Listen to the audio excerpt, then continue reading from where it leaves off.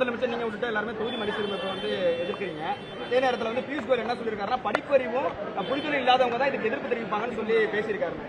நீங்க படிப்பறிவு இருந்து என்ன பண்ணீங்க? மதத்தை முன்னிறுத்தி உலகத்துல எவனாவது அரசியல் செய்வானா? இது படிச்சவன் செய்யறதா? நீ செய்வானா? நீங்க பாருங்க, என்ன கேள்வி கேட்டீங்களா? செய்வானா? மதம் அரசாலாமா? மதம் அரசியலாகி அதிகாரத்துக்கு வந்தா அங்க மனித நேயம்னு ஒன்று செத்தே போயிடும். அப்புறம் என்னது? இது படிச்சவன் செய்யற செய்யல. இறை மாதிரி இருந்த ஆட்சி செய்யணும். முறை செய்து காப்பாற்றும் மன்னவன் மக்களுக்கு இறை என்று வைக்கப்படும் என்னோட வேதம் சொல்லுது. இறைவன் கேட்கிற உயிருக்கும் கேட்க திறனற்ற உயிருக்கும் புல்லு பூண்டு நாய் நெறி எல்லாவற்றுக்கும் வேண்டியதை கொடுப்பாங்கிறதா இறைவன். அப்படி ஆட்சி செய்யணும். அவன் தான் தலைவன்.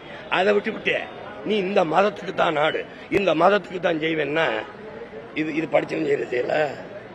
படிச்சு என்ன பண்ணீங்க? இவன் செய்யறதுன்னு திருப்பி வந்து சொல்றீங்க. மனு சீரமைப்பு செய்ய